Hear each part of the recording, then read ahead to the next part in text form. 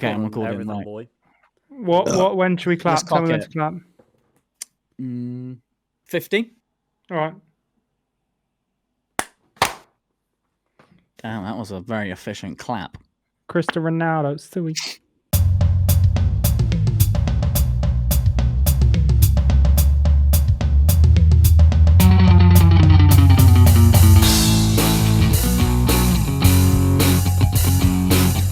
Good morning, good evening, good morrow. Welcome to the Goatly Goats Goat podcast. Today, I am your host, Morkinson. And I'm joined, as always, by Vinny and Seb. Now, before we ask how these two are and what very uninteresting things they have been up to, I'll just edit you. I'll just mute your fucking voice track, mate, when I edit this. No one wants to hear you. They're all here for me. Firstly, if you enjoy this podcast, give it a cheeky 5 stars. It's got to be cheeky, though. Every week we say cheeky. If it's not cheeky, don't fucking bother. And if you're new around here, make sure you go back and listen to all of our old episodes so that you don't miss quality content, such as Seb getting a big fat 0 on the women's football quiz. What a sexist. And incredible one-liners like writing, do we need it? And if you really love us, then head over to Patreon and empty your pockets out in the name of goats.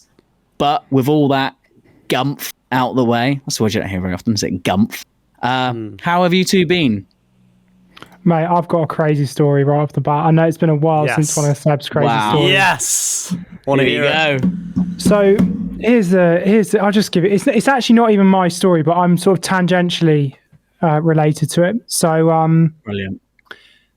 I've told this a billion times. I drop this anytime I can. I used to live in Belgium. I made friends with a bunch of boxers. Oh, I'm very cool. Cool. So Junior, who we've mentioned on the show before, I picked him as the greatest combat fighter. Something like that. Yeah. He sometimes messages me, and me and my partner will do this thing where if there's people from Belgium coming over to fight in the UK, if they need a place to stay, they can stay at me and my partner's place in London.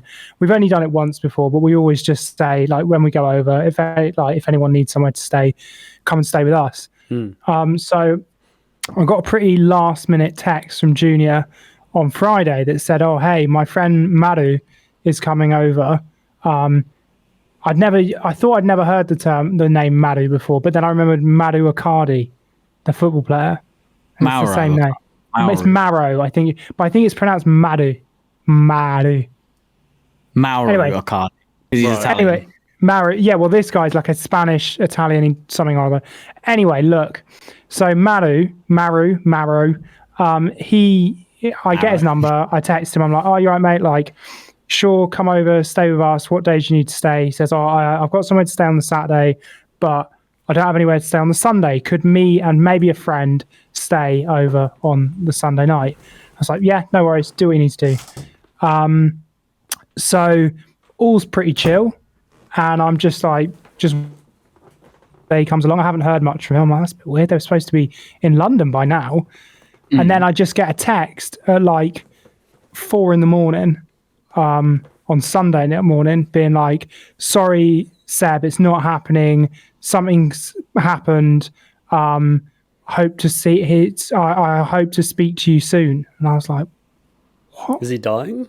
What the fuck is going on? I was like, what? Yeah. Mm-hmm. So I was just like, all right, no worries, anytime. Yeah. Whatever. Mm-hmm. Carry on. And then I get a phone call from Junior on Monday morning, and it's him FaceTiming me, and next to him is a very bashful looking Maru. And I was like, you all right, mate? Like, how come we didn't see you? How come you didn't come over? And he goes, oh, there was a bit of an incident. And I was like, oh, right, yeah. And here's what happened. Mm-hmm. They're driving from Belgium, right? They've driven from Belgium to Calais, because it's EU, so there's no borders. You just drive straight through. Yeah. They get to Calais, and the guy who's driving the car realizes that his passport's expired. Oh, no. And so they decide, oh, that's not going to work out, is it? And this is to quote Madhu, in a moment of madness, they decided that the best thing to do was that for the guy who was driving the car to get in the boot of the car. Yeah. Okay. And for Madhu and his friend to try and drive through the English border with a guy in the boot. Not to mention that England don't care. Well, they do, because they literally pull up to the checkpoint, say, "Can we look in the boot?" They go, "No." They say, "Why?" They open the boot, and there's a geezer in there. Not to mention a geezer, but also, as I've mentioned before, there's no testing in Brazilian Jiu-Jitsu. So not only was there a geezer, there was also a lot of steroids in the back of the car. So they were all hauled off to customs and security, and somehow they got away with the steroids, but they're not allowed to enter the UK for a year.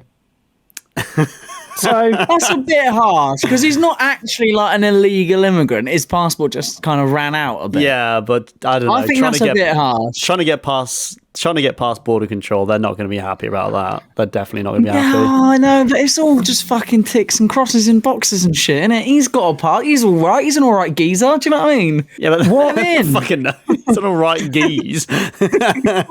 What blew my mind was that if that had gone to plan, I would have harboured a fugitive. Yeah. I would have harboured an illegal immigrant in my own home without knowing. I would have been part of like a people trafficking ring. But also, I was like, "How are you intending to get back?" And he was like, "I was just going to say I lost my passport." Yeah, I was good like, shout. Don't let him back out. We wouldn't want him. My question was, and this is, I was thinking, like, obviously you start thinking, like, how would I do it?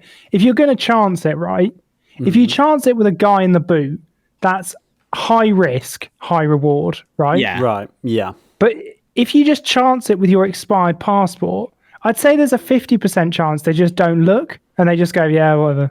Like, I don't reckon do they look 50%? At the expiry date? No, they look at that shit, mate. 50% is quite high. I wouldn't call it 50%. Nah, it's 50-50. I'd say it's not 50-50. It's as likely that they check the expiry date on your passport as it is they check the boot of your car. But if you do the expiry date thing, you can just be like, "Oh, I didn't realise." Yeah, and they'll still turn you away. They'll turn you away, but you're not getting a massive fine and banned from the UK. That's the other thing. They're getting a massive fine as well. They're not going to get a massive fine and be banned from the UK for a year. They just be like, "Oh, you silly Billy, go away." Whereas if you do the boot thing, you're fucked. But there's more chance of them getting through is the thing. So there's not a 50-50. They only half check it. It's not much to check. They check a few things. They're like, one little piece of paper. Cool. They just go. In fact, they just probably scan it and it just tells them if it's all right. Like they probably don't even look at it themselves. Just scan it. Yep, cool. System says it's all right. I know. The boot is not. I mean, the boot was a very risky maneuver. I almost applaud them for it, but they're also fucking idiots for going for it. I know. Yeah, it's really. They all got taken from Calais as well. Like the guy's car was impounded because that's now part of like a people smuggling thing. Like it's not like they're really serious on it because there's no guideline for like, well, you're not really a people smuggler. You're just a bunch of teenagers trying to go to a jiu-jitsu competition. Like there's no bit of legislation for that. You're either trying to smuggle someone into the UK legally or you're not, and they were. Yeah, there should be a bit of common sense. It's a little bit VAR-y that. Well, the laws of the game say you're people smuggling. We promise we're not. I will believe you. Fucking slap on the wrist. Nothing we can do. You can use my passport, mate. Now.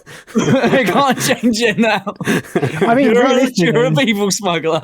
They did get a bit of. They basically did get a slap on the wrist because they're not going to prison, which is quite lucky. They should go to fucking prison. Yeah, but you tried to people smuggle. Like our prisons are already like totally full of fucking people trying to deal cannabis. And what, we're going to shove someone in whose passport's expired? No, Needs to be real criminals in the prison. It wasn't his passport expired. It's that he tried to enter the UK illegally in the boot of a car. Yeah, well, he's a dumbass, but you don't arrest people for being stupid. I think you do. I think you really do. I think most people are arrested for being fucking idiots. I do really admire the kind of can-do attitude of like, well, I guess this is the only thing we can do. Like, there is no other option. Like, what about if just two of you went? No, one of us has to hide in the car. That's it. Well, the other person, because obviously, he realised his passport was expired most of the way there, I'm guessing. Yeah, like when they got there, yeah. Exactly. It's like, how's he going to get a taxi back? Like, how's this? And also, it's his car. Yeah, that's the thing. Yeah. I think the thing that I love the idea of them doing it in the Calais car park. Just be like, where there's like a million CCTV cameras just climbing in the boot.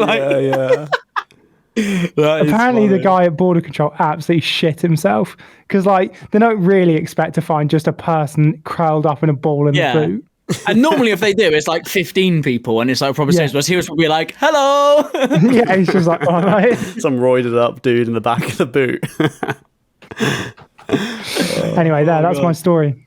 That was a good one, sir. We haven't had one for ages. That was a good story. I haven't got very many interesting stories. Went to the car boot sale that I used to go to as a child. Was there a dude in the back? On the weekend. And it used to be massive. Like, you could spend all day there. There was a donut geezer. You could get a fucking burger. You could buy anything. It's car boot sale. There was hundreds of stalls and sellers. Went there with my son on Sunday thinking, fucking yeah, let's live like some childhood memories. Like, I'm passing this down to you now, boy. We got there and there was 15 people selling rusty tools. That was it. Is there only one? Is it like a Devon thing, a car boot sale in Devon? It's like one big one every year. No, this is the big one in Exeter. Every Sunday there's a massive one at the Matford Centre. And now it's just shit. Just 50. It's been at the same place since I was a kid. Now it's just rubbish. I was like, like 10, 15 people selling rusty tools and nothing else. Like Gumtree and Facebook Marketplace is kind of just... It's kind of become... It's so much easier to buy and sell shit on that stuff so people don't bother going to these car boot sales anymore. I know, I agree with Michael because... It's sad. And also you wheel and deal, you can just make people an offer. Yeah. You get incredible deals at the booty that you just don't get anywhere else. The booty's quality and like the donut geezer, like just the whole thing. It's a day out. The meat geezer. Do you remember the meat geezer? He'd just be like, "Do you want some meat?" He was there now. He was there. Is he still there? He was there, but he's selling to a crowd of about 3 people. So when he's giving the old big one, like, you won't get better than this. Roll up, £2. He's got a microphone. He's got a sound system, and there's 3 people there. Like, I don't fucking want it. It's like, there used to be like a sea of people, and he just makes stuff up on the spot. It's incredible. He'd be like, right, I'll give you a turkey, a leg of lamb, and a ham hock, 15 quid all in. And then people would be like, I want it. And then he'd just be like, right, I'll chuck in some fucking meatballs for you. And like, you'd be like, oh my God. And there's just like people going away with like sacks of meat. Burgers out. Boom, boom, boom. Like, instead of a t-shirt cannon, it's just burgers. Yeah. The alarm goes off. It's burger time. He just goes, boom, boom, boom, boom, boom. Throwing them. It's just mince. He's just got a cannon full of mince. He just... But yeah, it was absolutely shite. So, it's dead. It's an absolute dead thing. No Power Ranger geezer neither. So there we go. It's probably dead. Was the Zippo guy there? There always used to be a guy selling knockoff Zippo.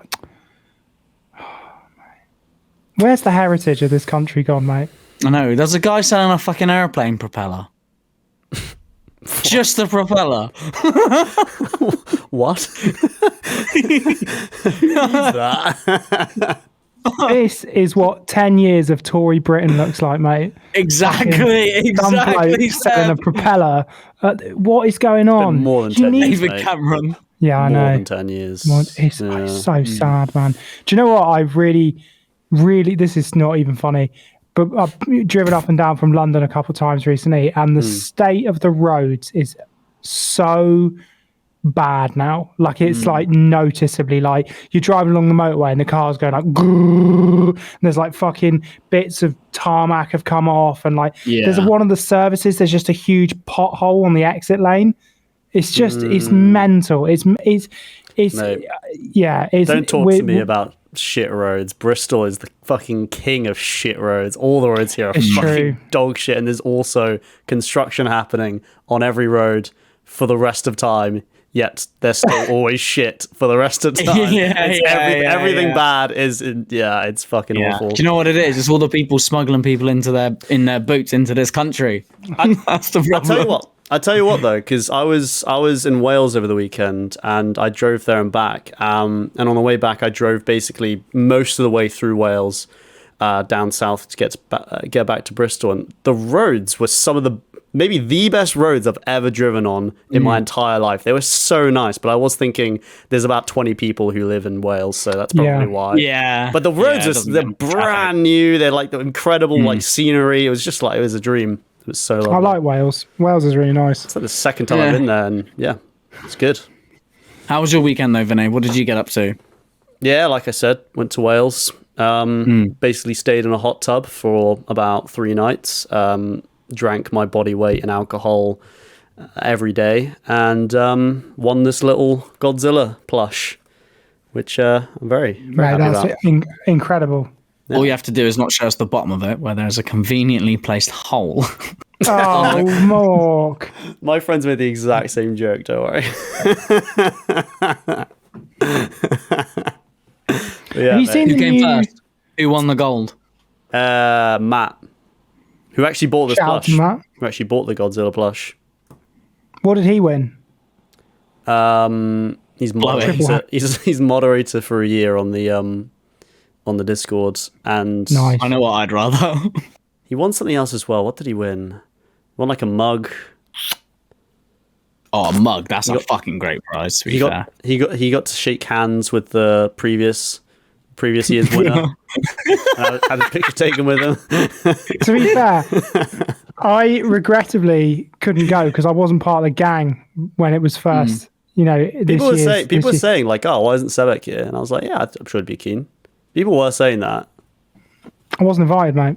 But it was too like late. we did. Yeah, we had like planned everything out months and before. Way before I was part of the gang. But true. The highlight for me was when India, I don't know if India listens to this show, but there was just a post. My phone buzzed at 4 a.m, and it was just a picture of India smoking a fat spliff, and it just said something like, "I win, you weakling cunts." Yeah, and I was just like, good stuff. Good. I had to fucking drive her the next day. Like, of course I'm going to bed. Like, fuck off. Oh man, honestly, I did look a bang in time though. That's like a Charlie Sheen quote. Yeah. Shout out to India, Charlie Sheen. Tiger Blood. Tiger Blood, right. Talking about Tiger Blood, let's get into this week's episode. Hell yeah. I don't know why. Segue. It's just a segue. It doesn't make sense, but it works. Right. So, speaking of segues, no. Speaking of philosophy. Right. Speaking of segues, do you know what else is really good? Philosophy. Okay. All right, I'm gonna do it. Okay, guys. All right. So this week we're doing like philosophy and that. I feel like the vibe's kind of died. So if we want to go first, Fuck off. Me? Who's both here? Right. Anyway, no. This week, philosophy. It sounds like something that's well fancy and complicated than that, but in reality, it's actually not. Even I understand it, despite getting the lowest possible mark in my philosophy A level. And to tell you about that, it's fucking bullshit, right? Because philosophy's all just made up anyway. And like the exam is like just an English test. It's like how you writing and that. It's like this has got fuck all to do with my thinking. It's Nazis. It's effectively like a history of philosophy, isn't it? I remember I did it as well. Bullshit though, isn't it? All of these subjects at like A level and GCSE are effectively like, if you do A level philosophy, you're not going to be sat there. They're not going to be like, tell us your thoughts on God. They're just like, I know who came up with these previous ideas. Like it's never. I know, but no one cares. That's what I was like. This. But you need to tell teenagers that, because when you're a teenager, you think that the world would really care what you think about God. But no one cares. No one gives a shit about you, No mate. Is one what they cares. need to say at the opening. Then come and be like, do you want to learn history? Yeah, take philosophy. If you got great ideas, fuck off. Basically, is what the spiel should be. But what is philosophy? It can be thinking about answering the big questions on things like existence, consciousness, and morals. Or it can just be like your own personal guidance and theory on how life should be lived and what you personally believe in. And because philosophy is quite like a loose term and it's very easy to interpret, basically anybody can become a philosopher. You know, a little bit like how everybody on Instagram claims to be an influencer because they got 200 followers and a vagina. Cringe. or a cock. But I thought that my slagging off people who claim to be influencers joke was going to get a bit more laughs than that. Not going to lie. I think sometimes, here's what happens, Michael, and it doesn't happen often, but sometimes you say a joke with a bit too much venom in your voice. So you'd be like, true. 400 listeners, 400 followers, and a fucking vagina. Yeah. And it makes you sound like you hate vaginas. Yeah. And then we're all thinking like, why is Michael so angry about women? And then you don't like the joke. About women. Misogynist. I'll do it again then. A little bit like how anyone on Instagram can become an influencer. No one cares about your Invisalign and your 200 followers. Cringe. See, that's a great joke. That was much better. But surely among the dirt, there must be some absolutely goated philosophers, right? Well, that's what we are about to find out when Vinny and Seb tell me their picks for the greatest philosopher of all time. Who wants to go first? Me. Please. Challenge, Seb? Put up your challenge card? Do you know what? Mine's quite from the heart and a bit rogue, so I think it'd be better if it sticks in your mind last minute. Right, okay, fine. Just so you know, I do have short-term memory loss, so we'll see. Well, exactly. Huh? What did you say? Where are we? Who are you? Mate, is that not the oldest joke in the book? Is like sometimes my partner will be like, oh, so I think I've got something in my ears, Seb, I think I'm going a bit deaf, and I'll just be like, yeah. And it's just his mouth is moving, but he's not talking. How's he done it? I know, it's just an absolute classic. Like, yeah, it's a ventriloquist. Yeah. No, it is. Right, Vinny, fucking gone then, mate. Yeah, Mork, you got to do the timer. Remember? I've got it up, all right. I don't like doing it, but I'll do it. Fine. Okay. Yeah, Mork, like you said in the intro, philosophy is quite an interesting school of thought. It somehow envelops the biggest mysteries and unanswered questions like that of the human condition, what consciousness is, and what even is reality. Yet somehow, despite being so vast and giant, it's kind of useless. Let's be real. Yeah. Sure, it's fun to think about these things, like what it is to be a human, but it's kind of too big. It doesn't really have any practical uses in life. Like, it's not... You don't really... You know, people who are philosophers... It's not a job. A philosopher's not a job. Unless you write books, but then you're just like a writer and also a philosopher. You know? Yes. Yeah. Which is why I think it is very hard to figure out who could be the greatest philosophical thinker of all time. So I could pick one of the guys who started the whole thing off in Western philosophy, such as Socrates or his even more famous student, Plato. Mm-hmm. I could pick the hugely influential, but actually kind of a terrible pick, and why would anyone pick him? René Descartes. You know, I think before I am. I think therefore I am guy. Yeah, pretty good quote though, isn't it? It is good.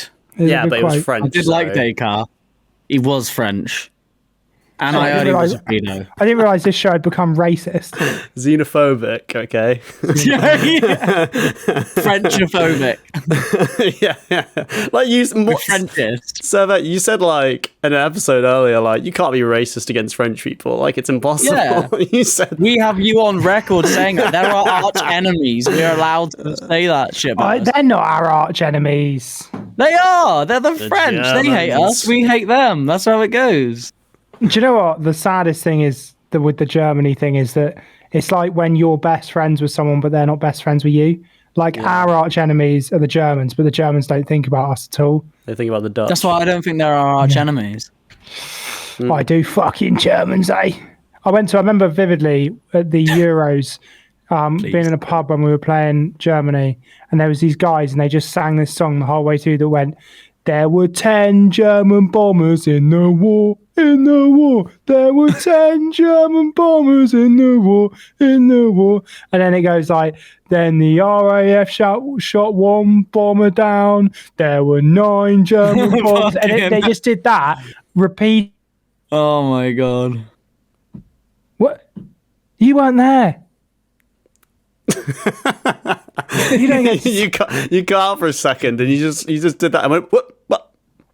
You weren't there. Yeah, I was like, well, I don't know. Was I? You weren't. Like, you weren't. Anyway, sorry. This is a relevant point that doesn't really matter or isn't particularly interesting. So let's move on.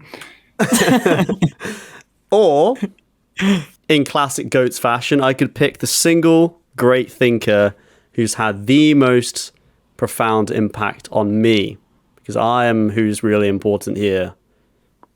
So, born in 1967. This man has seen and lived it all. He was a fighter and a warrior in his youth, but found his calling as a generational comedian later on in life. Nowadays, he's an extremely popular figure to many around the world, and one of the freest thinkers that I know of. He's the host of probably the biggest podcast in the world, and his name is Joe Rogan. No. Now, he may have his controversies, let's settle down in the back. But that's never stopped him from being one of the smartest and one of the most well-learned men of our modern times. As a comedian, he's converted all of his genius philosophical ideas into gut-busting, hilarious stand-up routines. Now, I can... Is that funny? I can see there's a bit of backlash to my pick. This is terrible. I like it. No, I'm on board because he is a good thinker, but he's not a good thinker. The generational comedian. He's not that. He's not like. He's not very. He's a Neanderthal. He's not a Neanderthal. No, because philosophy and talking isn't about knowledge. It's about conversation. And he speaks to a lot of people and listens. No, yeah, he talks absolute bollocks, mate. No, he wears toe shoes. He talks about Sasquatch. He talks about... That's not philosophy. He talks to Elon Musk. He talks about crazy shit. Well, let's hear Vinny. Tell us it's then. I know Mork seems to be more into this, but Seb, you don't look like you're picking up what I'm putting down. I feel like you're just being cynical. But are you trying to cause me to have some sort of breakdown? I'm just saying what I see. I think you're being a bit cynical. But side note, I think cynicism is quite an interesting word. See, the word actually came from an ancient Greek school of thought called cynicism. But although it shares the same name, the meaning of cynicism has actually changed over this time. This mic's like slowly going down. It's going to keep on slowly going down because it's slightly heavy on this side. Every 5 minutes I have to zoom my chair up. Yeah. Because it just goes... But yeah, so... The modern cynic tends to think that everyone is purely motivated by self-interest, and that's often reflected by how incessantly negative they are about things in life. Looking at you, Seb. However, I'm just busting your balls. What the fuck is this? I'm just busting your balls. I feel like you're speaking to me, and I love it. I am a cynic.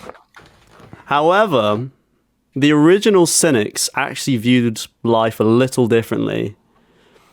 So you know how a lot of people sort of see the pursuit of happiness comes through from obtaining, you know, wealth or power or like women or luxury, that sort of stuff is how you generally become happy. Well, cynics, or the original cynics, said that it's actually the rejection of the societal norms and living as simply as possible with as few possessions as you can was actually the true path to happiness.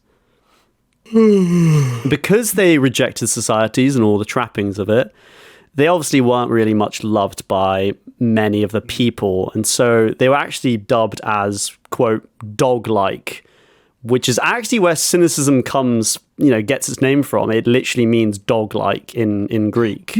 The thing is, right, any philosophy or any political movement that says you can't have nice shit is never going to work. It's why communism doesn't work. If you start out by being like, you're not going to have nice shit, everyone's going to go, well, no, I'm out, because everyone wants nice stuff. Yeah, but the thing is, nice stuff. Like the monk. Not the monks. Nice. Yeah, I know, but the monks are unique. But not everyone wants to be a monk. Most people just want nice stuff. I want a big telly. If you're like, well, you can't have a big telly, I'm out. I'm already gone. You've lost me. The thing is, wanting stuff and luxurious stuff is kind of fleeting, because once you have it, you want more. And it's a kind of consumerism is this kind of never-ending need to just want more and more stuff, and it never really fulfills anything deep within you. It's a very superficial, you feel happy for a day, a week, but these things don't last. They don't. They definitely don't. You know, it's not as rock solid as something like fucking, I don't know, living on the streets. Enlightenment. Living on the streets. Anyway, speaking of living on the streets, probably the most famous cynic of all time was an ancient Greek man called Diogenes. Diogenes. Yeah. Well, not much is truly known of Diogenes, as he didn't write much stuff down. So a lot of the accounts sort of come from people who observed him. But historians believe he was born between 1412 and 404, or 404, how would you say it? 1412, 44 BC? 404? I don't know. 404 BC? 404 BC. In a little town called Sinop, or Sinope, don't know how it's pronounced, which is essentially just modern day Turkey now. But back then, you know, Greece fucking owned basically most of the Mediterranean. Yeah. His father was the master of mint, so he actually grew up in a very comfortable, you know, household. He was very sort of upper middle class. But at some point during his youth, he was actually banished from his hometown for debasing some of the currency there. Just realised we're supposed to talk about Joe Rogan. As the story goes. Yeah, I'm clearly not picked Joe Rogan. Have you not? No, fucking Joe Rogan. I thought you were going to weird sidestep. That's all, mate. Joe Rogan's a thing of the past. It's all about Diogenes now. This homeless dude I'm about to talk about. Oh my god, Rogan. You didn't make your like gaddy and very good. I know, but that's Vinny's style. That's his style. I was just thinking like, yo, this is gonna be sick. Like, how is this fucking hobo gonna like link up to Joe Rogan and shit? He's gonna be like, and now we get to the link with Joe Rogan. He's his great granddad. I was like, what? This ancient Greek man is his great granddad. Okay, right. Forget about Joe Rogan. I gotta stop saying Joe Rogan in my head. Joe Rogan. Joe Rogan. That's the best. Who is the guy that says that? Joey Diaz. Joey Diaz. Joey Diaz, yeah. I love Joe Rogan. Joe Rogan. Anyway, Joe Rogan's thing of the past. We're talking about Diogenes. So, Diogenes, right. After he's been banished from his hometown and his name has been disgraced, he decides he would travel to a place called Delphi, which I think is in the sort of northern Greek area where a lot of the mountains are. And he located the Oracle, which you may have heard of from the movie 300. I'm pretty sure the Oracle's in that. And the Matrix.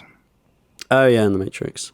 But if you don't know who the Oracle is, the Oracle was essentially a priestess of the god Apollo and was more or less just like a wise woman. You would go there, you would seek her wisdom if you needed some sort of wisdom from whatever. But when Diogenes consulted with her, she actually replied with, deface the currency.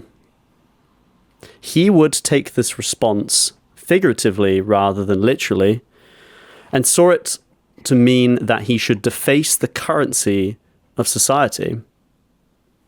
So, off to Athens he went in search of a home.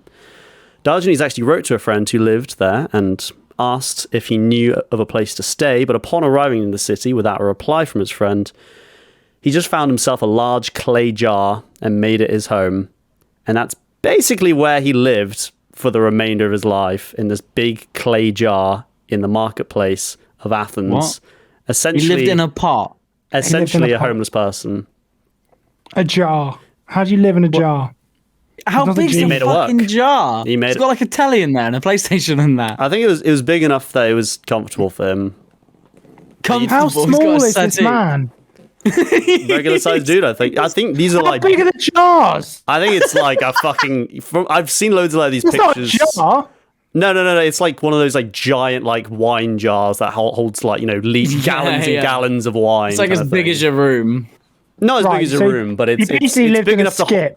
He lived in a skip. Essentially lived in a prehistoric cardboard box, essentially. A big barrel. But yeah, it's... A giant bin. A giant bin. A giant wheelie bin, like that geezer who comes out the bin. So, essentially, the main reason why I've picked Diogenes today is not because I'm really into the idea of cynicism, although I do quite like it. I think it's an interesting idea, the fact that it's all about removing yourself from earthly possessions. It's a bit like Buddhism in that regard, keep yourself as grounded and as down to earth, and basically take away all the superficiality of life and you'll probably be quite happy. And it seemed like he was actually a very happy man. So there's just a lot of crazy anecdotes about his life, and I'd like to read some of them. So the only item in his possession for a long while was actually just one wooden bowl. Until he saw a child drink water out of his hands, and he realized the bowl was a luxury item, so he destroyed it. Mate, this guy's nuts. This guy's a fucking legend.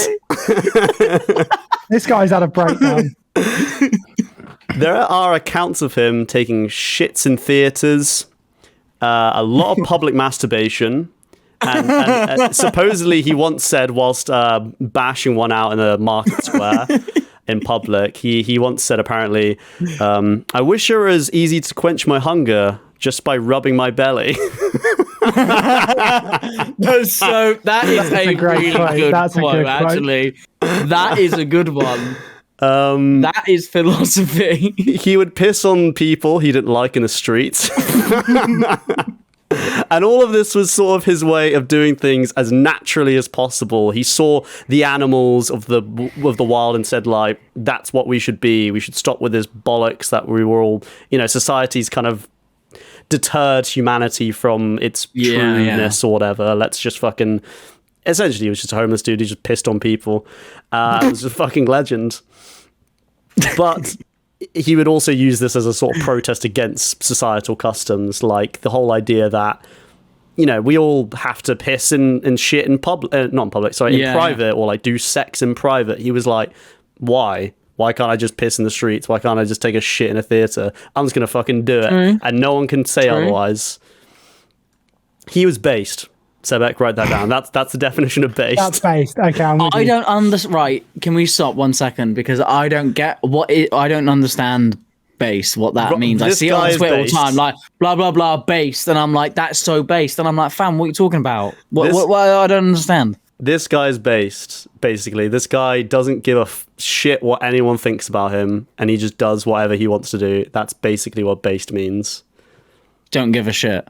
It's essentially like, yeah, like... Right. Yeah. Am I based? Honestly. I think you're a bit too desperate to be based. Yeah.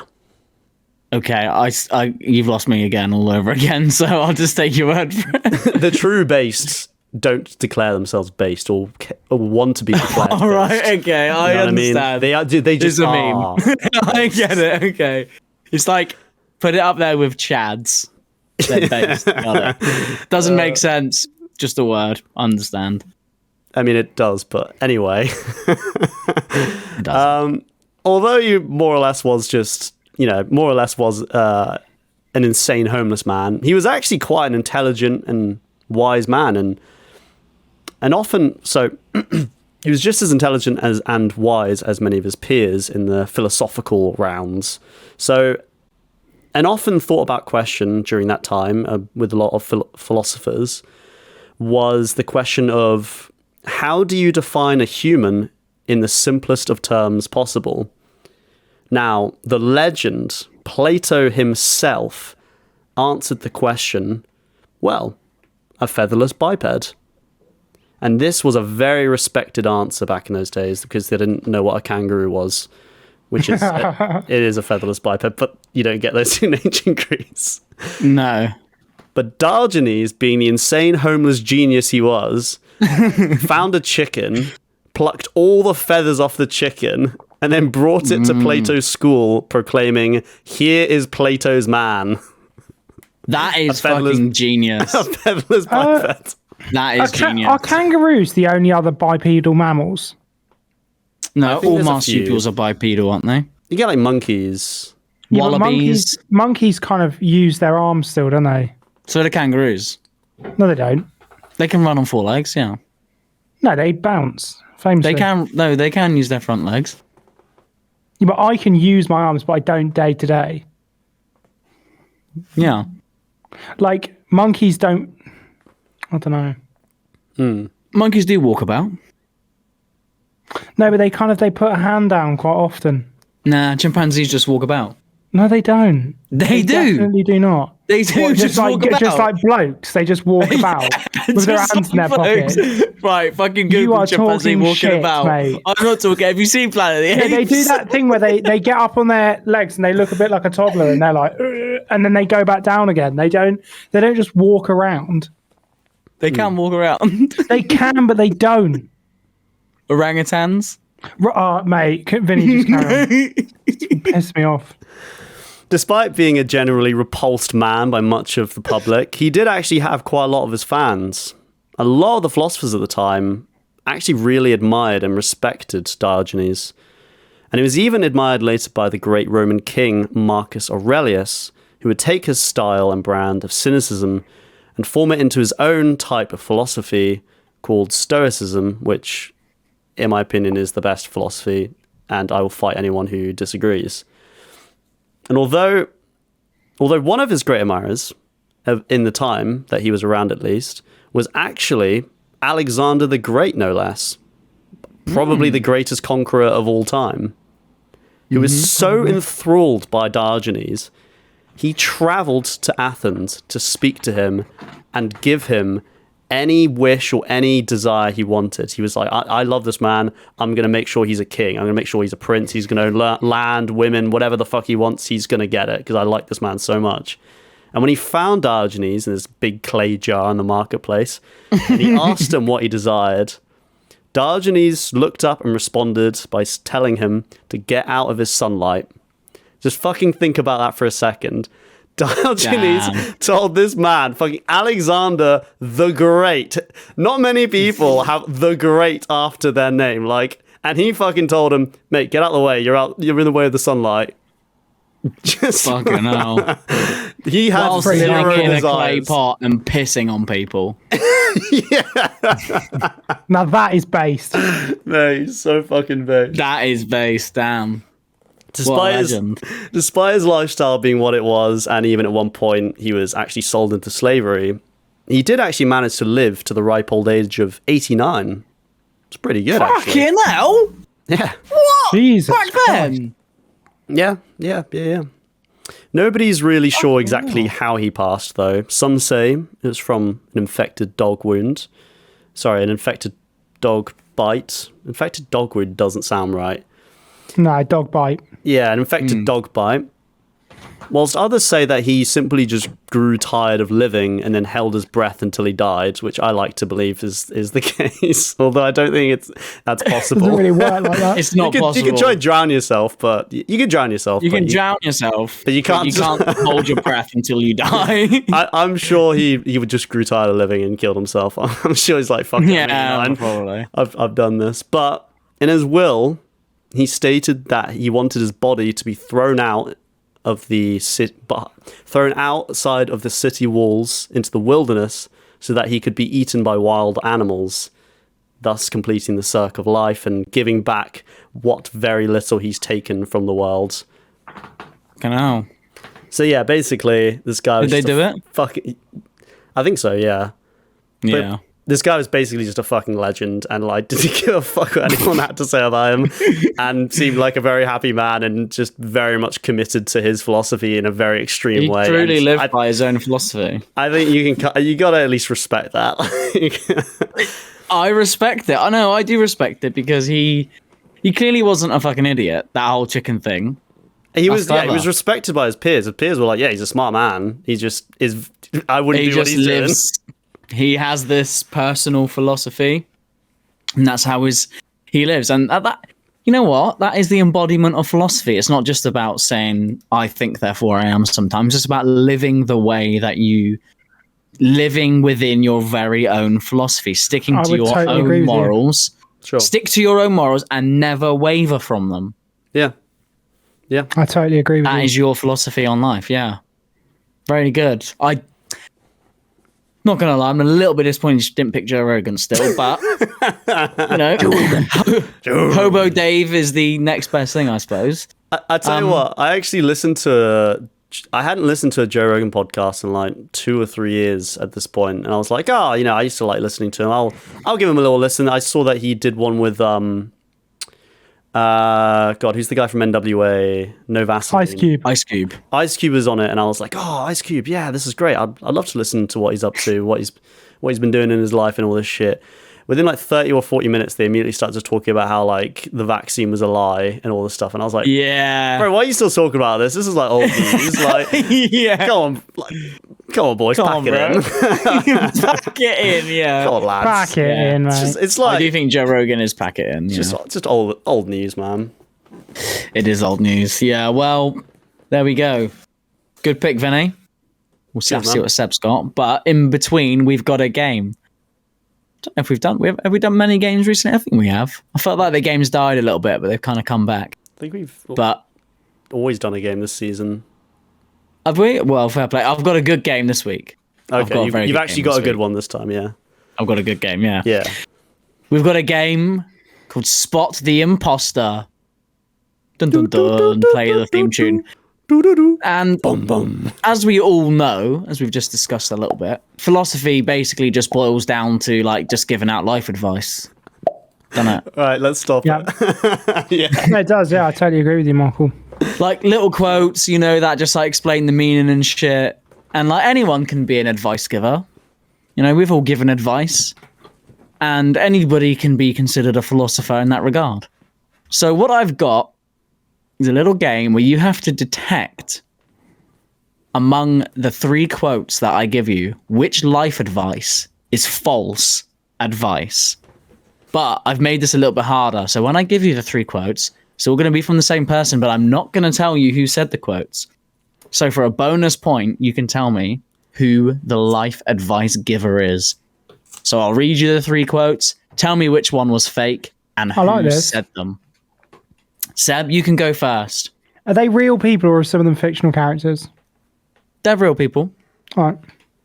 Seb. Yes. Your first quote is, "Love is a serious mental disease." Quote number 2, "All knowledge stems from the desire to understand." And number 3, "When the mind is thinking, It is talking to itself. Which of those is a quote that I made up, and who said them? What was the middle one again? The second one was, all knowledge stems from the desire to understand. I think that's the one you made up. That is correct. That is the one I made up. The other two are true. And who said them for a bonus point?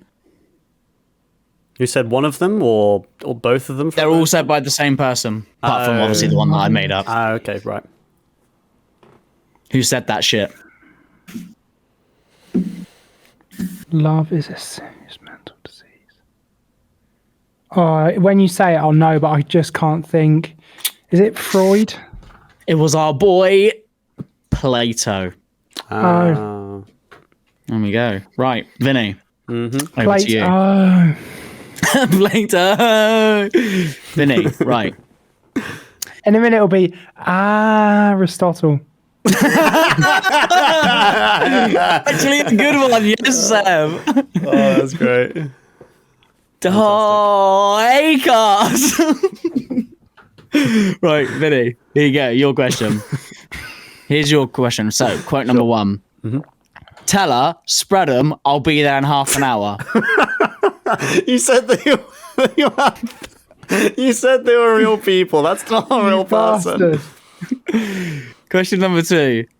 When you finger her, slip one up her bum. Girls love it. Quote number three. A recipe for pulling vodka, whiskey, and a load of creme de menthe.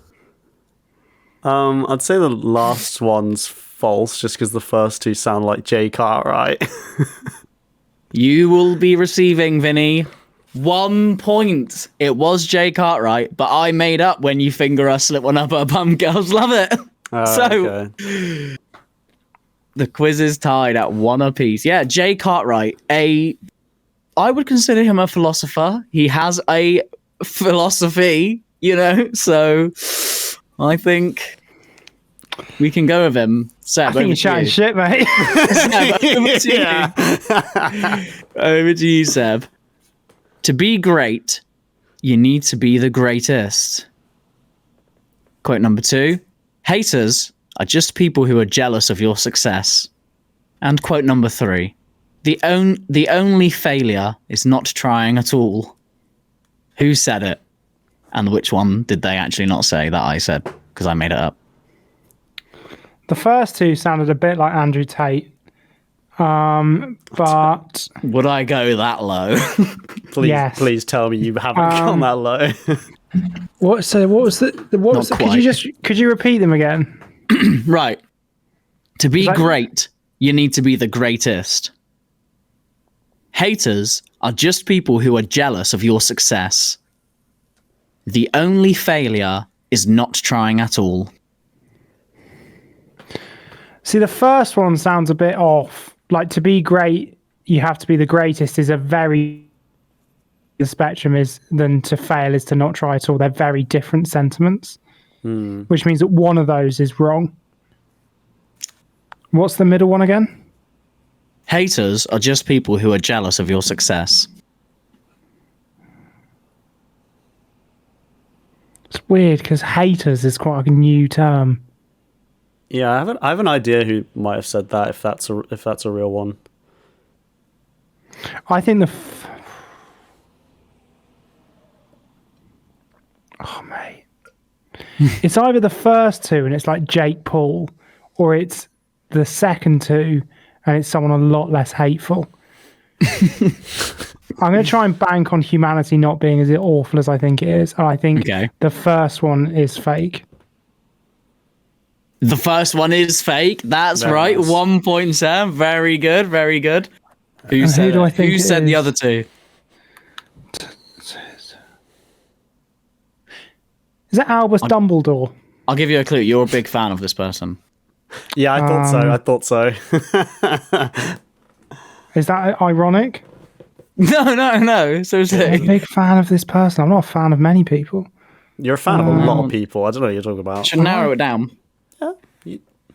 You love icons, man. He's an icon for sure. Kanye?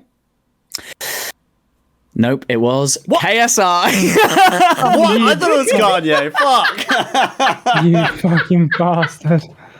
That was KSI. You fucking bastard. He's a philosopher. Also, I had Kanye's to not a get philosopher. fucking KSI in there. Mate, you're a knob. Here's a bonus quote that I couldn't squeeze in, but something KSI did say. I didn't come this far to only come this far.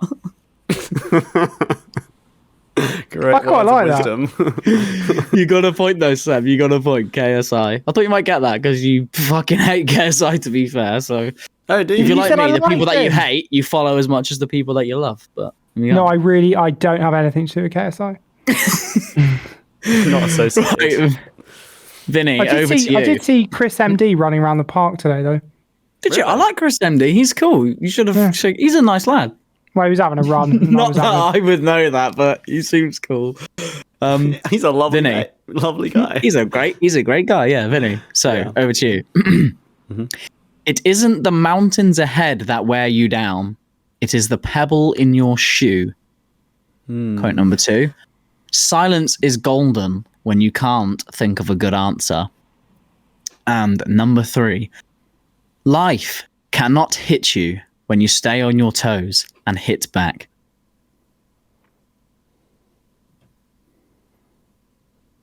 The first one does sound like someone familiar, like Confucius or something. Kahoo first? Kahoo? How do you say his name again? I'll give you a clue, mate. It's not him. Confused. Cahoofus is one of the Confucius. best things you've ever said. Cahoofus? Confucius. Confucius, that's it. Confucius. Oh man. Mate. Cahoofus. It's not him, mate. Cahoofus. Shit. It's not Kahoo. Like I've heard the first one. That sounds like a quote that I've heard. And then Okay. what is 2 and 3 again? So number 2 is silence is golden when you can't think of a good answer. Mm-hmm. Number 3 is life cannot hit you when you stay on your toes and hit back.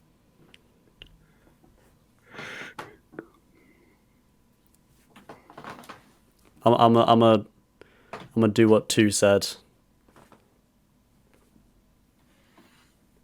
You think number 2 is the right answer? I don't know. Silence is golden when you know how it is. Okay. I wasn't I think speaking. it's number. I think it might be number 3. Yeah. I'm just gonna say number 3 is a lie. Seb has helped you there because number 3 is a lie. I made it up. Ha ha ha ha ha. But When who you said first- it? And it wasn't Cahoofus. When you first said 2, I thought that was a lie, but the third one did seem, yeah. The third one sounds good when you first hear it, but it doesn't actually make any sense. Because hitting something back doesn't mean that you didn't get hit. I know, in the but first some of place. these guys are actual like proper philosophers. I'm just trying to make something up. No, on the I spot. like it. So I like it. And to be fair, it's quite going some that. It just shows how it's much quite bollocks this stuff is. indistinguishable. Yeah, that's what I mean. Shows us just a lot of shit. Like Jay Cartwright, only a great mind can think of the shit he thinks of. I don't know if it's a load of shit. I think it's quite interesting to think about. It's kind of useless, but I think it's fun to think about. Yeah, it's fine. But do you Some know of the who stuff said might it? help you as well. Do you know who said it for another point? Muhammad Ali. I don't know. Fucking hell, he's done it. It was Muhammad Ali. What? yeah, No way. it was Muhammad Ali. Fuck. Yeah. Okay. Yeah, he did say that. Wow, there you go. That was my first thought when you said the first one, and then the third one as well, which is why I was slightly like, it could be Muhammad Ali. Yeah. Something about fighting back. I don't know. Cool. That was well. There you go. Right, Seb, Yep. your last question before we tally up the points. Number 1. Do not be too eager to deal out death in judgment. Even the wise cannot see all ends. Number 2. When hope is all that is left, it turns the wise man into a fool. Number 3. I will not say do not weep, because not all tears are evil. I have a feeling might be Gandalf. Yeah. I just don't know enough Gandalf to know which is false. Why did you say Gandalf? It just definitely is Gandalf. Yeah. Yeah. I think the first one is definitely real. What was the second one? When hope is all that is left, it turns the wise man into a fool. No fool. Is that true? I don't know if he'd say that, because a lot of Lord of the Rings is based on hope, isn't it? It's all this hope and hoping that it will all work out. I think Gandalf relies on hope quite a lot. What was the last one? I will not say, do not weep, because not all tears are evil. I think it's the middle one. I think the middle one's fake. You have received 2 points for that answer. Nice. It was the middle one, and it was Gandalf. Interestingly, Gandalf did say something about hope making you a fool, but I made up that particular quote from Gandalf. So, Vinny, over to you. This is going to be a very, very close quiz, and we don't have a decider, so we'll have to see how it goes. How many points do I need? Is it 1 to draw? So, Seb has 2, 3, 4 points, and you have 3 points. Okay, yeah, 1 to draw, 2 to win. Okay. Number 1.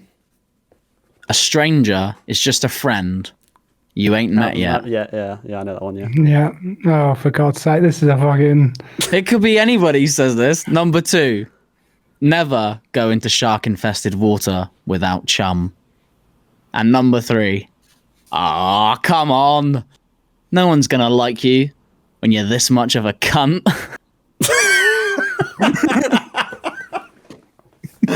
One of these things is not like the other. The first two sound like fucking SpongeBob quotes, and the third one's just like, what is that? What is that? He really phoned that in. The last one is like, fucking hell. When you know who said it, you'll know there's been no phoning in here. I'm just saying, this guy would... Okay, what the first This guy would definitely say the third one. He would say all of this shit. 100% he would say all this shit. What's the first two, again? A stranger is just a friend you haven't met yet. Never go into shark-infested water without chum. Okay, I think the second one's false, and I think come on. No one's gonna like you when you're this much of a cunt. I think the second one's wrong, and I think it's Billy Butcher from The Boys. Okay. Didn't plan for this, but I'm very proud of myself because the third one was false, and it is Billy Butcher. Okay. My hero and my idol. I said to Jen, Jen, does this sound like something Billy would say? I was like, come on. Right, I made the third one up. You did say the first two. So we have a tie. The third one at some point. It sounds so... I mean, this might have to... Hang on. I'm sure he said I'm sure he said the third one at some point during the show. He's called everyone a cunt at one point. He has called everyone a cunt, but I genuinely made up that in my head. So okay, right, sure. How are we gonna do this? Do you not have a decider? I thought with the 2 and 1 points thing we wouldn't get a draw. Too heavily matched, mate. I tell you what. Right, is what we're gonna do. If this is gonna be tossing a coin. Oh no. Right. What have I got around here? Right. I've got a spring. I've got a spring. I'm gonna put it in one hand. You have to guess. We need something related to philosophy, maybe. This is your job to come up with something good, not this. This is terrible. I genuinely didn't think we'd have a tiebreaker. It took so long for this because I was like, there's no way we're going to get a tiebreaker. I thought, maybe I'll just get you both to make up your very own philosophical quote and I'll rate them. Like how I had to make up everything. And it'll be a very subjective one. You have to impress me with your philosophical quote. Fuck it, let's do that. Okay. How long do we have? I'm going to give you 20 seconds. 3, 2, 1, go. It's got to be fucking good. got to be well philosophical, like. Do you know what I mean? Better not involve fingering. I'm going to distract you as well. Oi, Huey, mate, stop being such a cunt. And if you can't think of one, we're going to have to do the spring thing. And your time is up because 29 seconds. You had an extra 10 seconds. So, Vinny, go. When not all lemons be sour. Yeah. Yeah. I bet you can't run 100 miles per hour.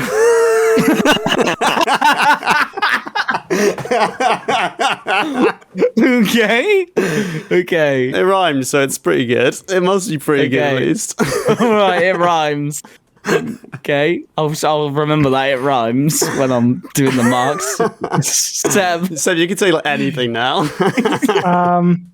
All mine, I can't think of anything that doesn't just feel a bit dark and a bit like try hard now. Because I thought we were really going for it, and then Vinny did something really about go for it. I was really going for it. I bottled it. To feel pain is to know that you're alive. That sounds like that's obviously the winner. That sounds like it's out of Neon Genesis. I mean, I don't know. It sprung to my mind. It may be one of those general. Heard. I think, Seb, you take the win there. Also, Seb, to be fair, did guess which quote was wrong the most often, whereas Vinny, I think you guessed which quote was wrong on every single one. You just didn't get like KSI and Plato, whereas Vinny got the person right. Did I get the I also guessed which one was... Did I get the person right on everyone? Yeah, you did, yeah. So you got the person right on everyone, and Seb got the quote right on everyone. So it was close, but we'll give the win to Seb there because honestly, Vinny, that lemon thing, what the fuck? I was trying not to just say something that I've already heard. That's the problem. Yeah, I mean, I don't know. Mine could be recycled. I don't think it is, but sounded better. I feel like I've heard it. Not all lemons be sour. Can you run 100 miles per hour? bet you can't. Well, it's wise word. After that, no, well, you know. Seb. Right. You ready? You timing? Are we going? Yep. I've gone. So I just want to start this by saying I'm quite an introspective mood at the moment. I've recently got into meditating. I'm trying to sort my head out a little bit. And as such, I've been doing a lot of contemplating of myself and of my beliefs. And I think that's quite healthy. But as such, I found this very difficult to pick something, partly because I realised, slightly shamefully, because I think it's one of those things that everyone thinks that they should know about, is that I don't really know what philosophy I subscribe to. I know what I believe and I know why I believe it, but I don't really know who it was that came up with that idea, who said it, and I picked up on it. But I would say that my outlook has been crafted by several voices, none of which I would consider philosophers. For instance, I would say that the writer Douglas Adams, who wrote The Hitchhiker's Guide to the Galaxy, the radio show and the book, that imprinted a lot on my mind as a teenager. I listened to that when I was probably first listened to that was about 9 or 10. And that really imprinted this kind of worldview of everything being kind of big and bleak, but also sort of comically random and unjust, and kind of finding the humor in the unjustness and the absurdity of our world.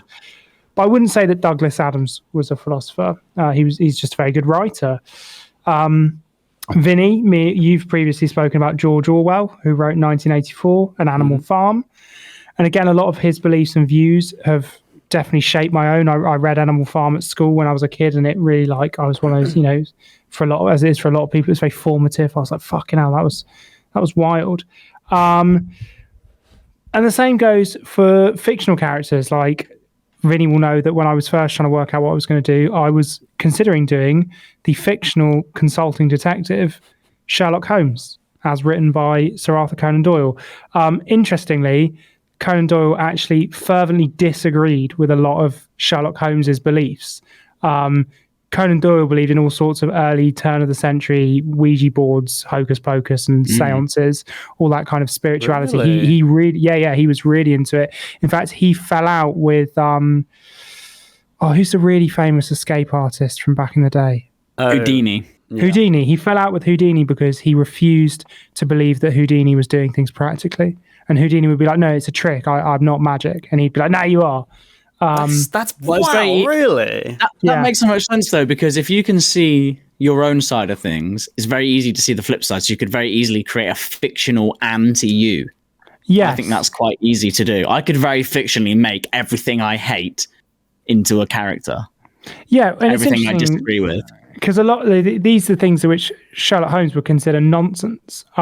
Exactly, yeah. And again, a lot of the things the way that Sherlock Holmes views the world really influenced me, not so much now, but as a teenager, the way he was matter of fact. He didn't allow any kind of spirituality to cloud his judgment. He was pretty damning, but also kind of empathetic of humankind, expected the worst of people, but also believed that people could be better. And I think that really, was something that resonated with me when I was a teenager. But, can I just say, I think it's really interesting that all these people shaped your childhood and you really felt like they were important in your formative years to make you who you are today and give you that outlook on life. And Vinny as well. And I think who resonated with me when I was a kid? Probably Ash Ketchum, the Red Power Ranger. I don't give a fuck about Animal Farm and whatever his name is, Hitchhiker Dude. I was like, am I fucking stupid or something? No, definitely not. But then I just find it really interesting that I just don't think about the way I think about shit. I feel like I formed my own shit. Do you know what I mean? I think I reckon Ricky Gervais might have influenced you as an early person, I think I kind of got into Ricky Gervais after I'd been formed, and then I liked him because you already was that's you know what I mean? I think you're doing yourself a bit of a disservice. I mean, you did an A-level in law. You must have come across sort of ethical dilemmas and stuff like that in that. Yeah, but I feel like I just made up my own ideas of how I like stuff to go. But I think it's interesting. Something that's interesting. You can be influenced. It's like rationalism versus empiricism. Empiricism is knowing everything we know based on everything we know, taking experience, and then rationalism is like thinking about shit and then coming to your own conclusions based on thinking about shit. Basically, I think I'm very much a rationalist. Whereas, well, it's interesting you say that, because one of the things that Sherlock Holmes, listening to those books, really taught me, I'm quite an overthinker, and I was brought up to overthink in a weird way. Like, everything was very spiritual when I was a kid. And so this idea of just looking at the empirical fact and coming to a conclusion based on those facts, not creating a worldview and then fitting those facts into your worldview, was like quite eye-opening to me. It really changed the way I looked at things. But I didn't pick him because he is neither real nor a philosopher. He is a fictional detective. Not like Jay Cartwright, who is a real philosopher. Nope. Indeed. So then I had to really look at who, I had to go, then I went through this whole process of trying to work out what I believed and then work out who said those things. But it's difficult because then I was like, but I don't think these things because of what they said. I probably think them because they told it to someone who told someone who told, they influenced someone. It's just a bit of this and a bit of that and a bit of this as well. Yeah, and that was difficult. So I looked at Plato and Aristotle. Aristotle was a philosopher, wasn't he? Yeah, he was. Yeah, I was just Plato and Aristotle, and they birthed this concept of philosophy into being. Yeah. But the trouble with those guys is, while they did basically create the subject, they didn't make it very cool. And I wanted to find someone who did make philosophy cool. Right. And I had to think about that and about who it was that made me think that thinking was cool, and that thinking about my reality, coming up with an idea and a way of being. And I rummaged around a bit, and I came to the conclusion that it was my Uncle Pete who taught me pretty much everything I know about being a brooding overthinker. He was a long-term drug user who would just come over at Christmas, smoke very strong drugs, and would tell me about his views on the world. Unfortunately, he's dead and he doesn't have a Wikipedia page, so I'm not doing him. So instead, I chose to do Eric Cantona. That's right. Yes. The stoic number 9, the journeyman who blossomed into a hero right at the latter part of his career. What? Did he? I don't think he wore number 9 at United, did he? He was a number 9. He was a number 9. He wore number 7. A position, yeah. Right, yeah. Okay. You know, so that's the important part of this. Sorry. Anyway, what I find really interesting about Eric Cantona is that people don't really remember the way he played or even the goals he scored. They remember his attitude on and off the pitch. That when you think of Cantona, you don't think of a goal, you think of the celebration of a goal. You think of the collar up. But I do think of the chip, face. the dink, and then the turn. Yeah, that's true. I think about the karate kick. That's what I think about. The kick. Cantona. Yeah. Well, we'll be coming to that. And I think about the seagulls. Well, his attitude was the attitude of a deep thinking Frenchman whose every word seemed thought out and intense. And while some players might, just tell the press that they were buzzing to get the 3 points and that their goal was special, but it's the team that matters, Cantona would weave a spectacular and often confusing self-created proverb to sum up his feelings. And this most infamously happened after being sent off against Crystal Palace away in 1995. And after that, he was walking down the tunnel and a fan ran down the stands to hurl abuse at him. And he dealt with that fan spectacularly. Not with a witty remark, but with a kung fu kick and several punches to the face, which got him banned for 9 months and was sentenced to 120 hours of community service. Now, when that incident took place, he was brought in front of a press conference. I don't know if it was that evening or the next day, to explain himself. And he simply said the following: "When the seagulls follow the..." And he takes a big sip of his water. Sorry, could you say that again? You cut out. He says, "When the seagulls follow the trawler." And then he takes a sip of his water. Mm-hmm. "It is because they think sardines will be thrown into the sea." And then he says, "Thank you." And he just walks off.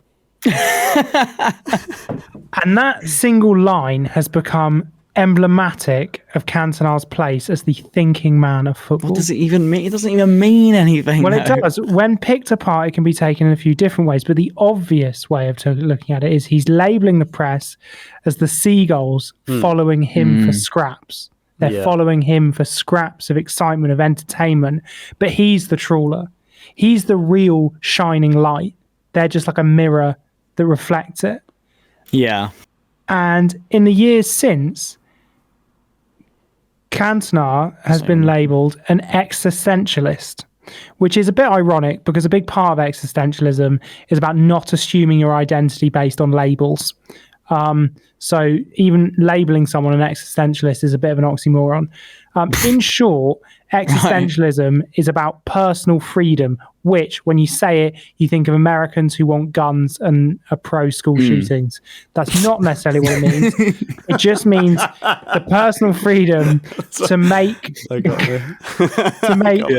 choices which are good and bad, and to live with those choices and allow them to mold your identity, not to necessarily apologize for things that you've done wrong, but to just accept that that is a part of the human condition, and to just say, and you can feel empathy and even Well, no, I think it's about acknowledging potentially that you did something hurtful, but not necessarily labeling it as wrong or a regret, because those actions happened, they existed, they're done now. You just have to move forward and allow those actions to mold you as a person now. You can learn from them, you can feel bad that they happened, but you shouldn't regret them or deny them. You just have to accept them. So you still feel shame about the things. Yeah, so it's interesting. So no, you don't feel it's a difficult one. You don't feel shame for doing it, but you can admit that you wouldn't do it again. So for instance, like, okay. I could say, I'll get onto this. So for instance,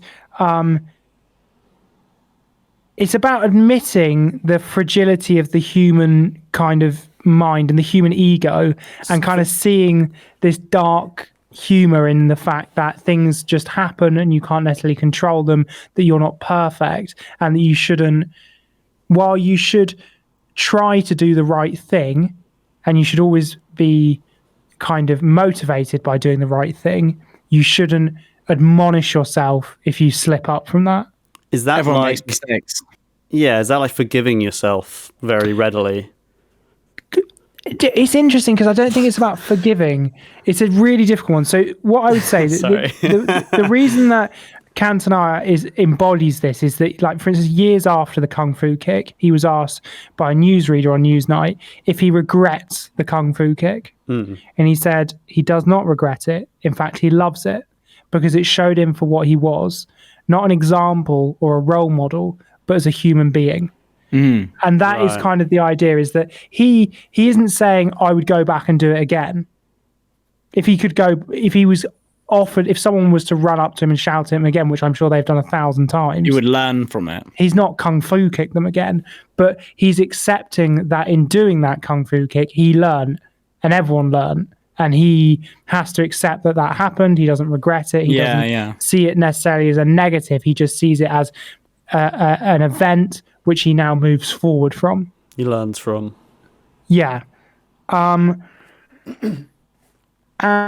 you might say that this attitude is pretty insignificant, but I would disagree. I would say that he formed, along with many others, a kind of new admiration for people within the British public, for people who had an identity and an integrity, and they had a thing, and they were like, this is who I am, and I'm just going to do it and stick with it.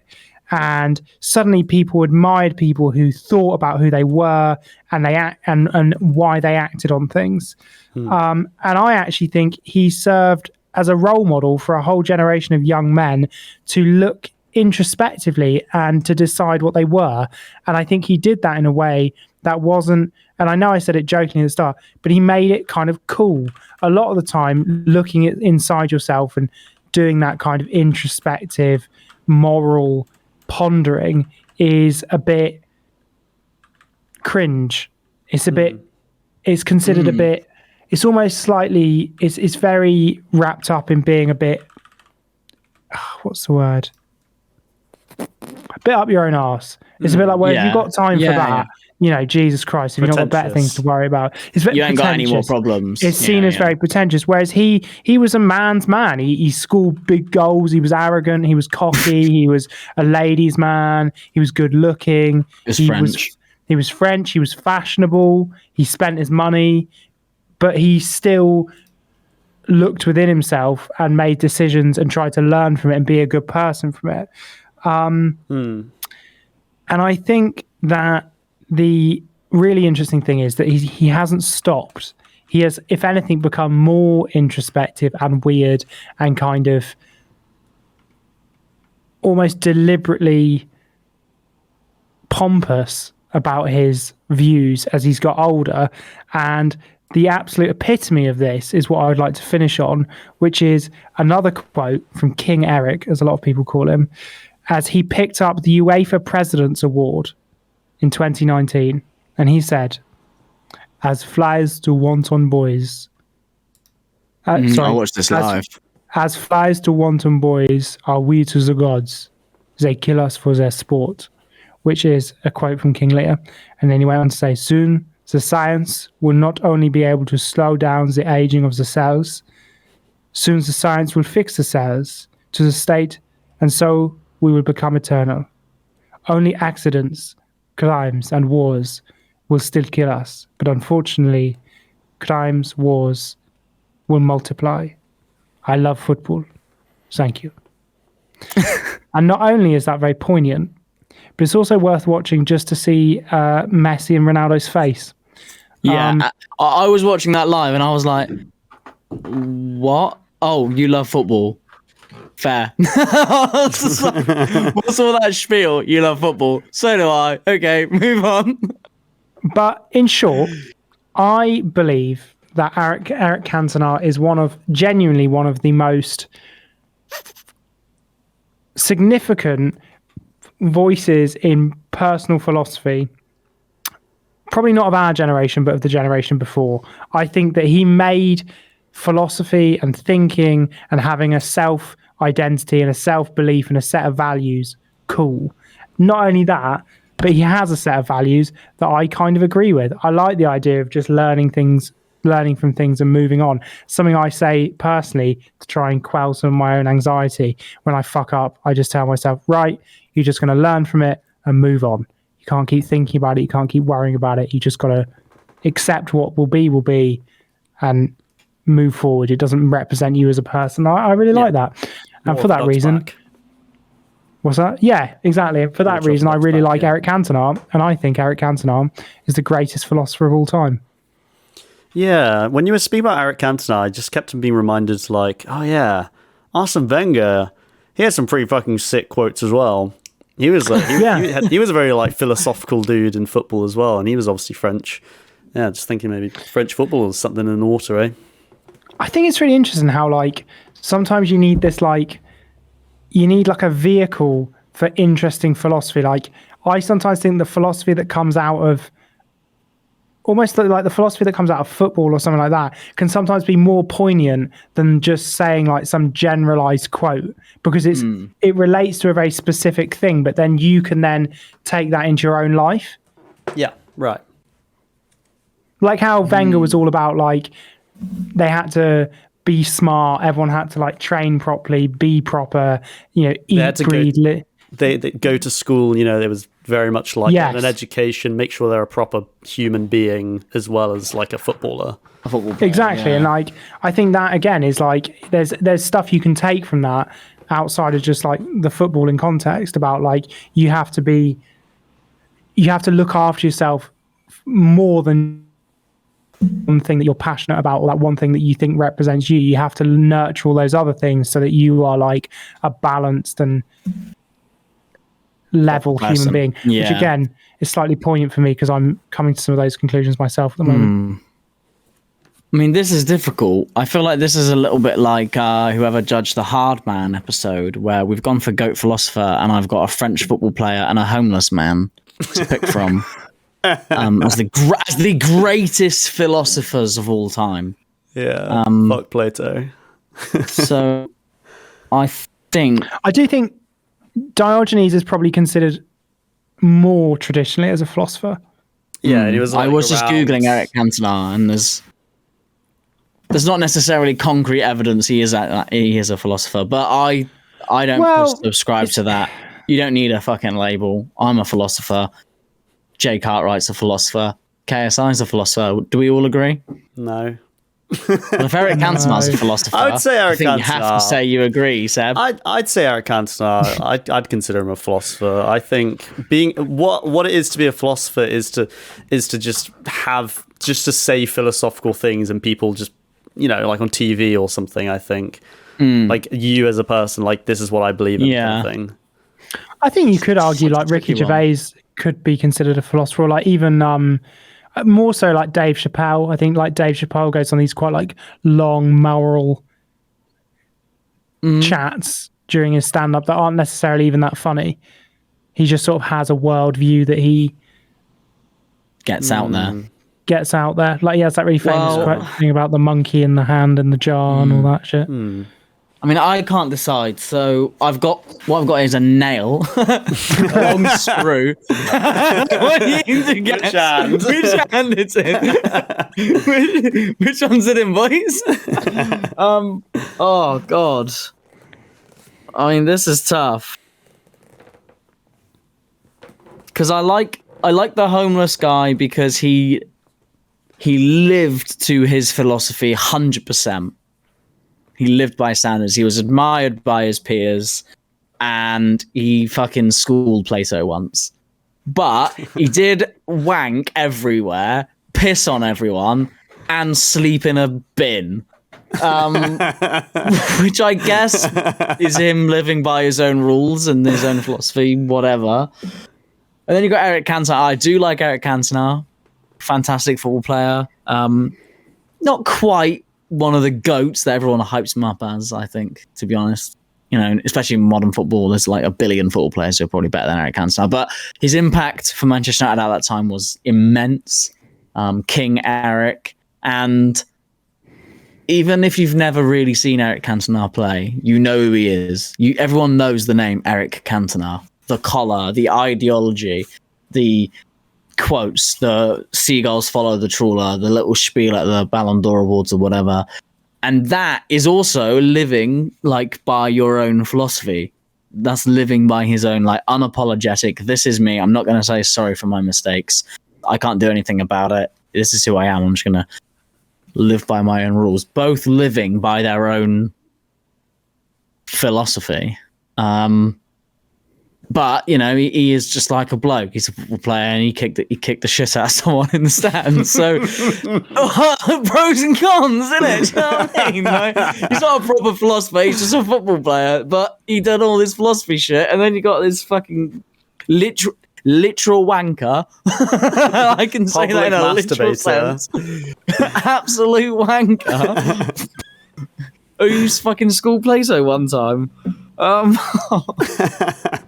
I fucking hate you guys. I thought you were picking Joe Rogan. I thought you were picking Descartes. How the turntables? How the fucking turntables? God damn it. I was going to pick Bruce Lee, but I changed my mind. Bruce Lee would have been great. Yeah. I'm sad you didn't pick Bruce Lee in the end. I know, but I just realised I didn't actually give a shit. Like, I don't care about Bruce Lee, whereas I do care about Eric Cantona. That's what like I realized. I was like, I've listened to, I've taken on board so much more of what, like, just say like, be like water. No. True. Don't want to. Right, I have made a decision. I don't know if I like the decision, but I'm going to be brutally honest. Can I just say, could have probably flipped the coin. let me help you here. Just remember as well, you do love public masturbation. Don't say that, because that's not part of my thing. I don't love public masturbation. I once, this is true, we might have to cut this, Vinny, write this down. Okay. I once saw you after you broke up with, we'll bleep this, but when you broke up with Mim, helicopter your pissing cock at a police car. Oh yeah. Oh yeah. I was thinking about that the other day, because I was thinking, how have I never been arrested? They were gonna arrest me. They were straight up like, what the fuck are you doing? And I was like, I'm going home. And they were like, good. Yeah. I was like, okay. And luckily I only lived like 2 doors up, so I just walked on. I was like, fuck hell, did I come in and say to you, like, yo, this copper's just... No, I was out there with you. Yeah, oh yeah, you were with me, but what did I say when I came in? Because I was smashed. I don't remember. I just remember the cock flailing.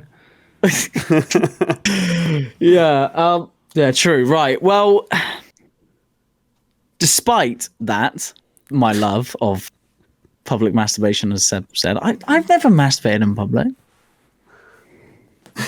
I've not, technically. Right. Despite all of that, Seb,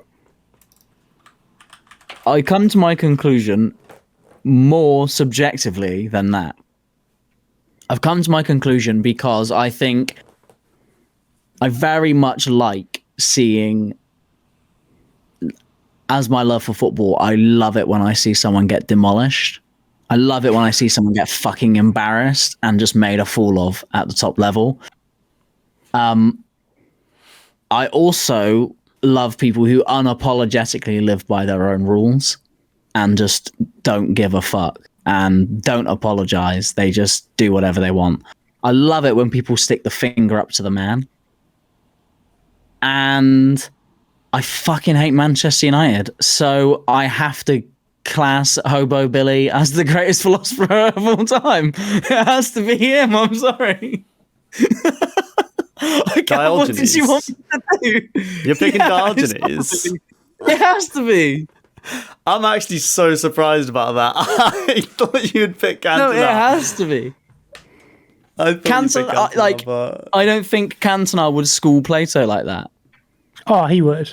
I don't like. This is the thing though. They're so similar. Like, the Alexander the Great thing is fucking ridiculous as well. That is insane. That is like you're living to your light. Like Alexander the Great could have just chopped his head off there and then for that disrespect.